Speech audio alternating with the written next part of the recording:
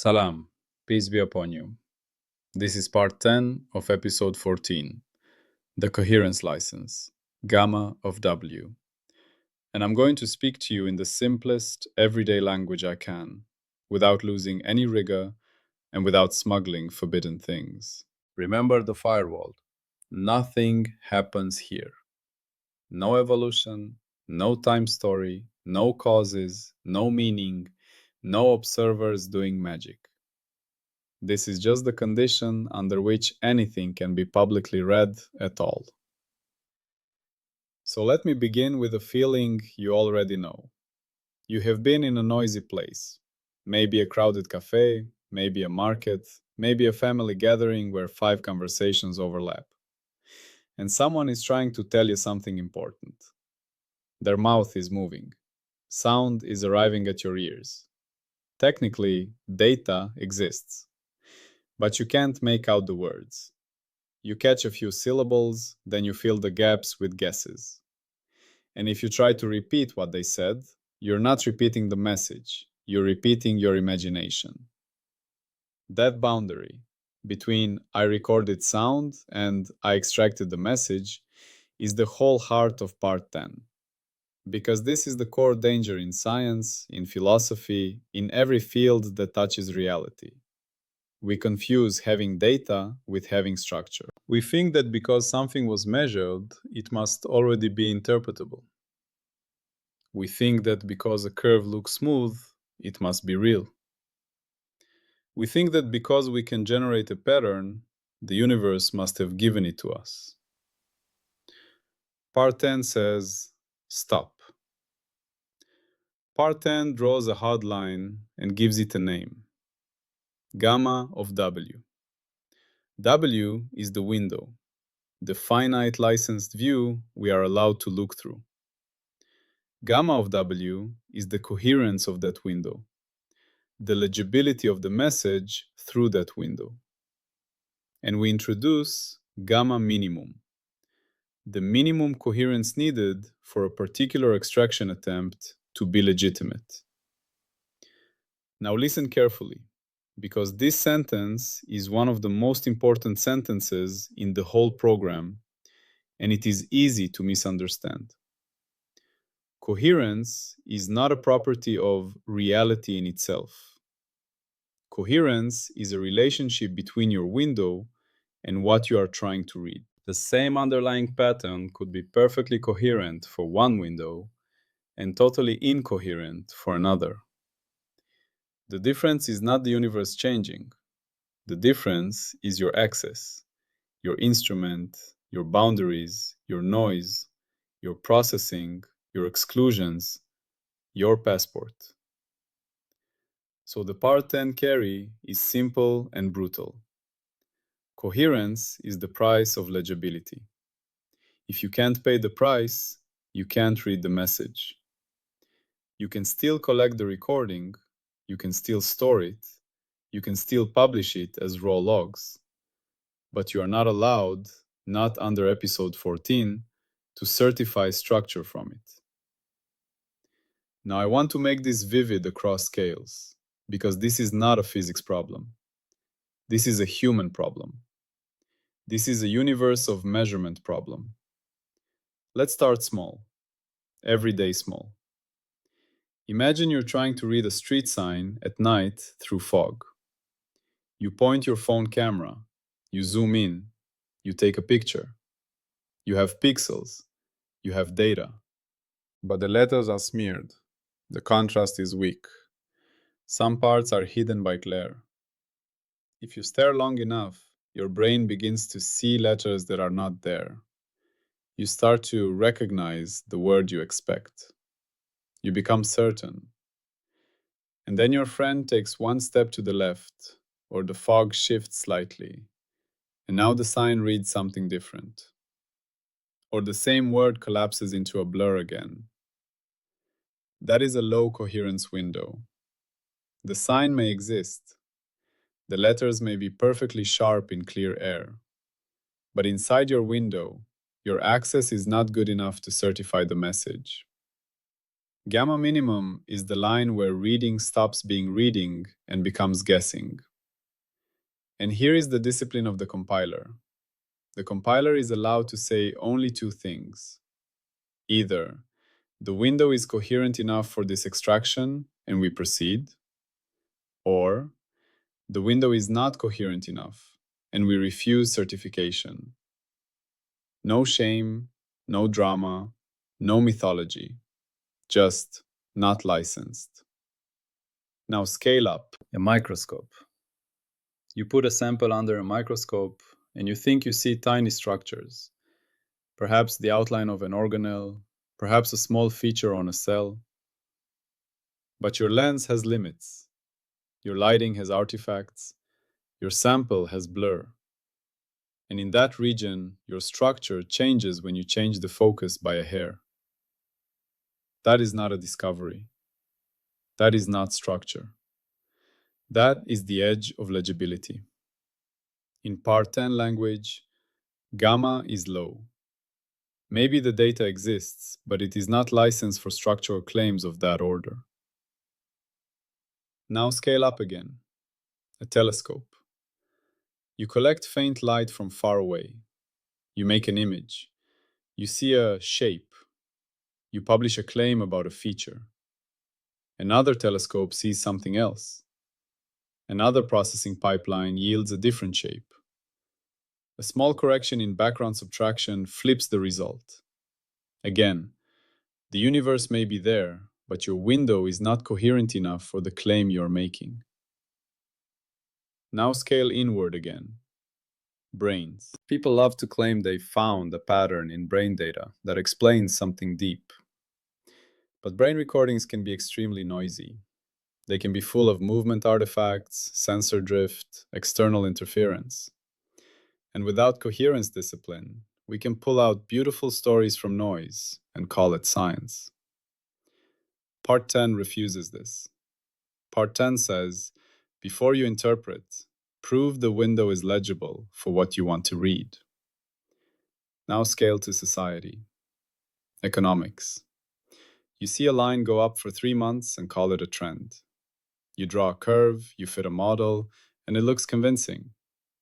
But if the coherence is low, if the data is sparse, the noise is high, the measurement definitions drift, the system has hidden confounds, then your structure is the same thing as the street sign in fog.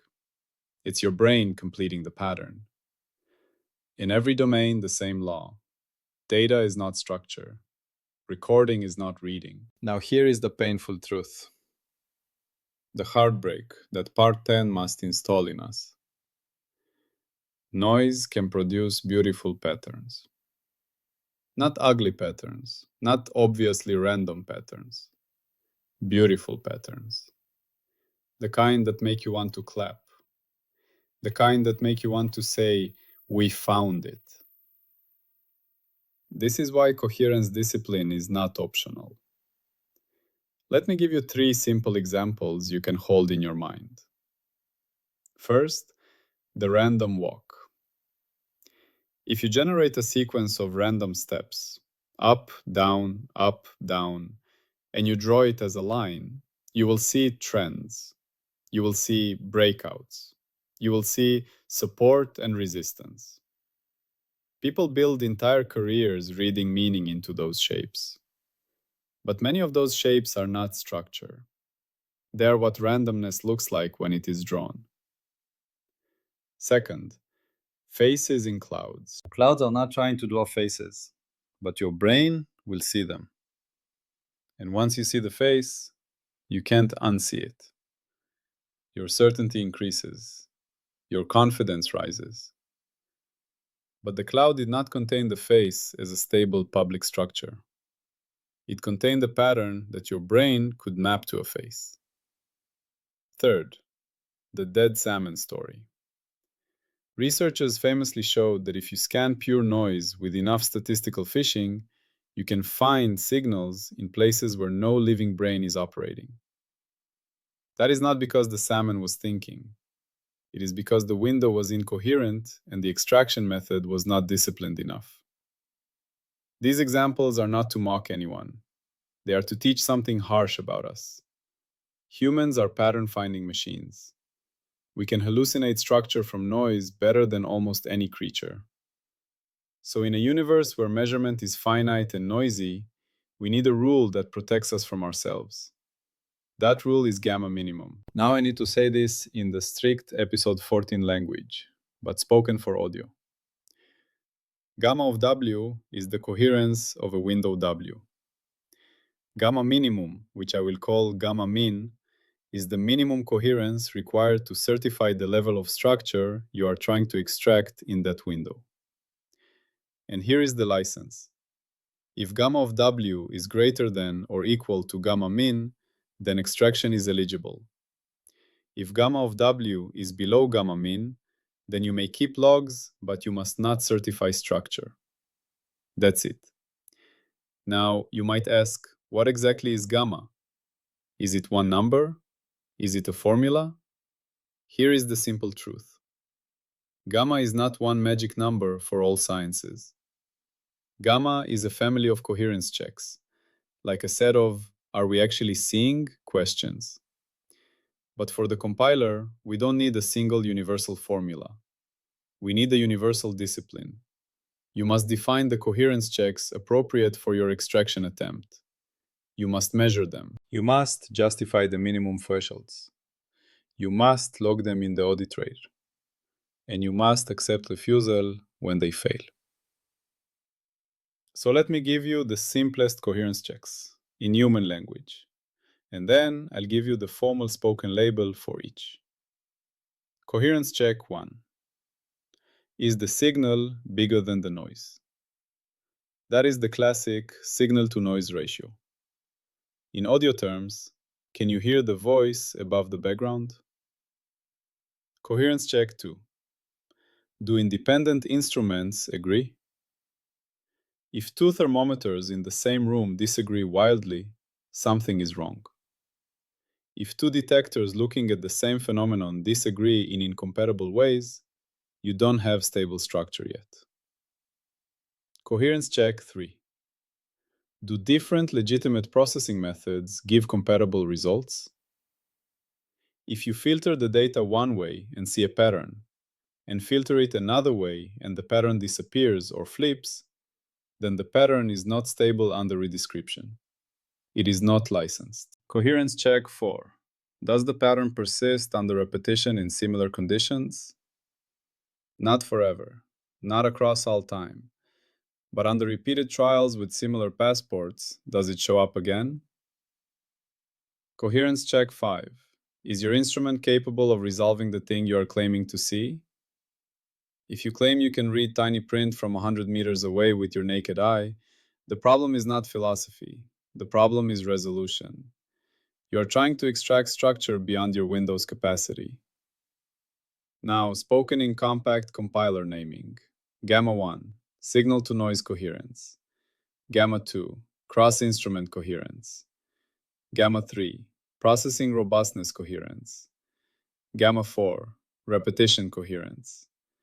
Gamma 5, resolution coherence. And in practice, the overall gamma of a window is limited by the weakest one. A chain breaks at the weakest link. So for the audio version, you can picture this. Coherence is like a rope with 5 strands. If one strand is frayed to almost nothing, you cannot lift a heavy claim with that rope, even if the other strands look strong. Now we must install the most important idea. Gamma min is not universal. Gamma min depends on what you are trying to extract. If you only want to say, there is something here, you might need the lower gamma min. If you want to say, here is a high-order structure with many fine details, you need a higher gamma min. This is why part 10 is a licensing part, not a metaphysics part. It is the logic of how clear must it be before we are allowed to talk about it.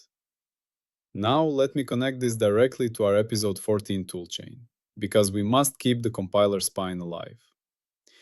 Every structural claim in episode 14 must pass through licensed window, then passport and coherence and identifiability, then the ceiling, nmax, and uncertainty, then local lift, cuts if needed, excisions, certified domain, A equals d phi tilde, finite jets up to nmax, invariance collapse, topology and defects, invariant basis, stability and entities, scale certification, escape test, handoff.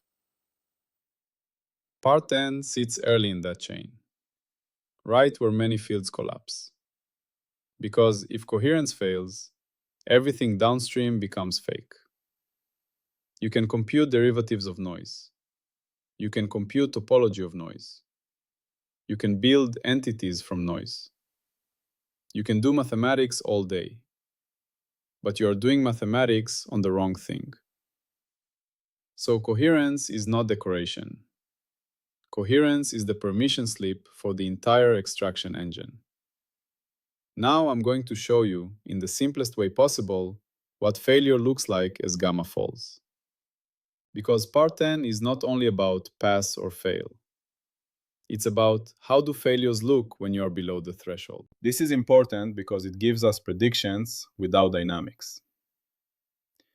These are forbiddeness footprints, what cannot be certified, and what failure signature should appear instead. Failure signature 1. Instability.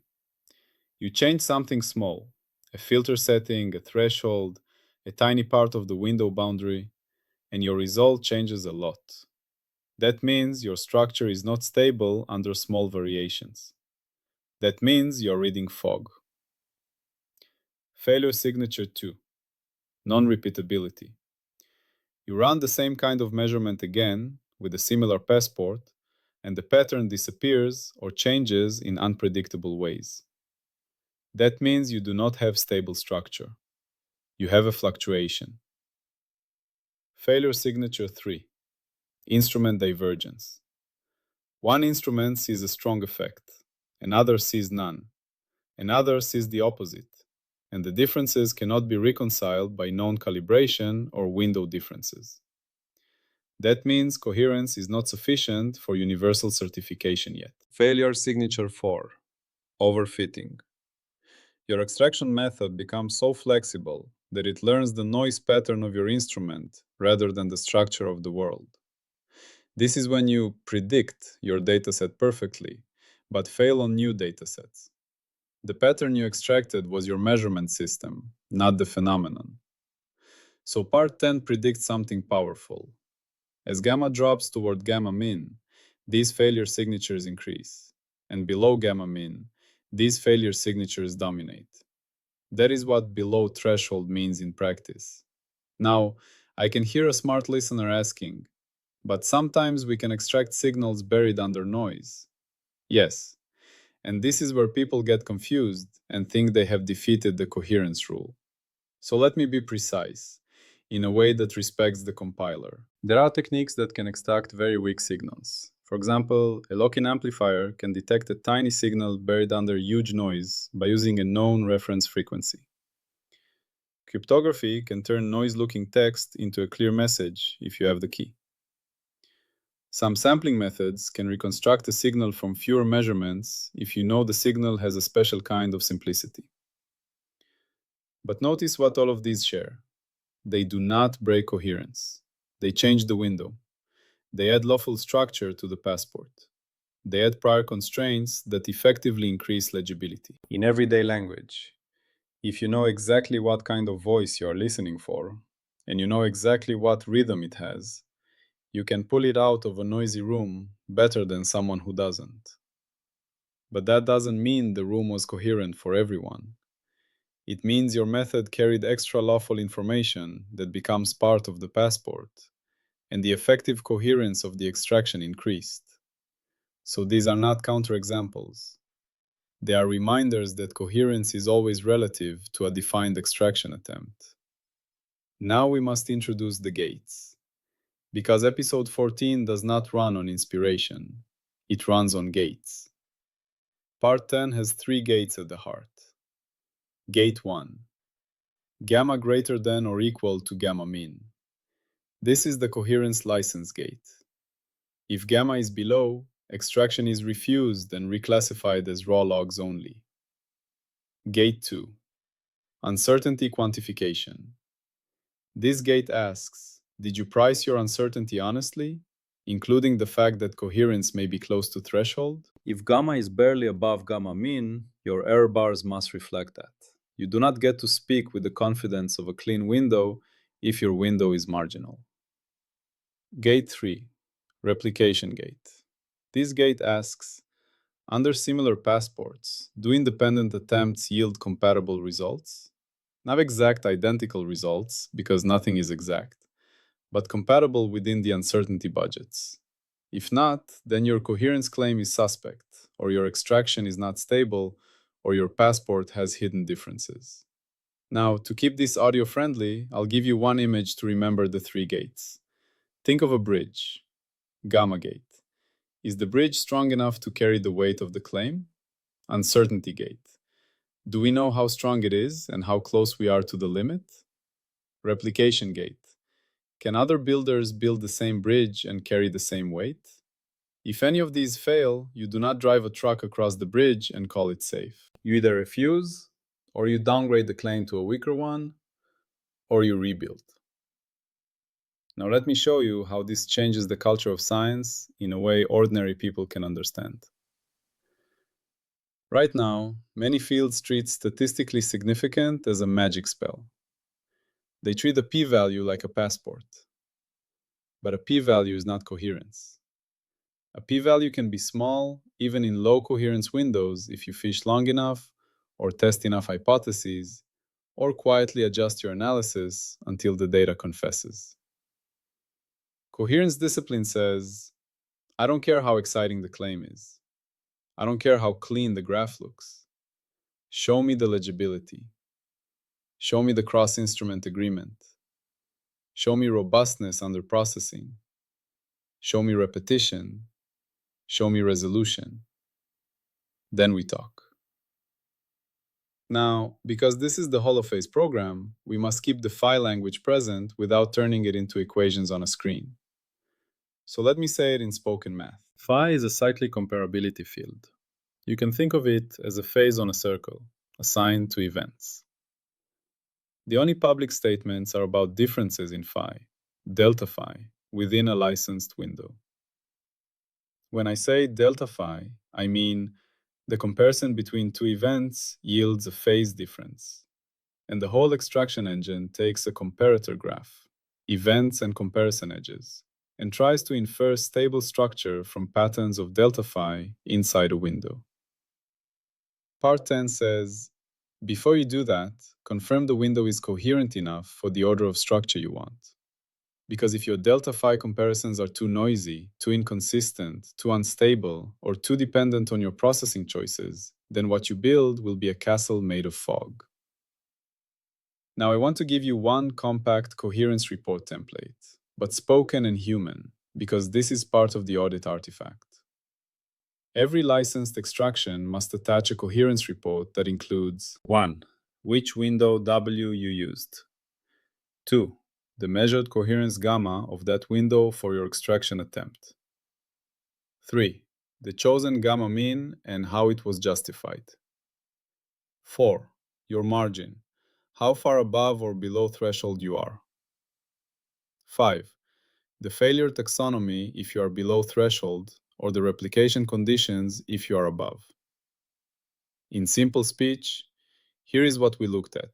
Here is how clear it was. Here is how clear it needed to be. Here is whether we met the requirement. Here is how others can check. Now, predictions without dynamics, forbidden as footprints, must be explicit. So here is the part 10 prediction spoken cleanly. As coherence decreases, extraction attempts will fail in predictable ways. Instability, non-repeatability, divergence across instruments, and sensitivity to processing choices. If someone claims high-order stable structure from provably incoherent windows and it replicates across independent teams, then our coherence license is wrong and episode 14 must revise. That is the falsifier. Now, let me speak the falsifier in one sentence, the way a listener can hold it. If you can repeatedly extract stable complex structure from windows that are clearly too noisy to read, and independent people can do it too, then gamma min was a myth and we were wrong. That's the kind of falsifier I respect. Clear, operational, no excuses. Now, before we end, I want to show you how coherence discipline protects the public from two poisons. Poison 1, overclaiming. This is when someone takes a fragile, low coherence hint and sells it as a discovery. Poison 2, cynicism. This is when people see science fail to replicate and conclude nothing is real, everything is opinion. Coherence discipline is the medicine for both. It prevents overclaiming by refusing structure when windows are illegible, and it prevents cynicism by making the limits explicit. This is not certified yet. This is a log. Here is what must improve. Now let me tie this into triunity, because you require it in every part. Every certified structure in holophase has three readouts of one differentiation: omega, kappa, nu. Omega is cadence, how comparison differences change across the window sampling order. Kappa is texture, the pattern of variation across the domain. Nu is drift, the transport of patterns across the window graph. In part 10, we do not treat omega, kappa, nu as time, space, motion. We treat them as readout labels that emerge only if coherence is sufficient to support those compiled quantities. And here is the key. If coherence is low, omega, kappa, nu become unstable readouts. You will get different cadences depending on processing. You will get different textures depending on masking. You will get drift illusions from noise. So coherence is the gate that protects triunity from becoming an hallucination factory. Now we reach the audit artifact and the revocation clause, because episode 14 does not end with poetry. It ends with enforcement. Audit artifact for part 10. We log the coherence estimator report for the window W. We log the chosen gamma mean, the justification method, and the pass or fail decision. We log the uncertainty quantification that includes coherence limitations.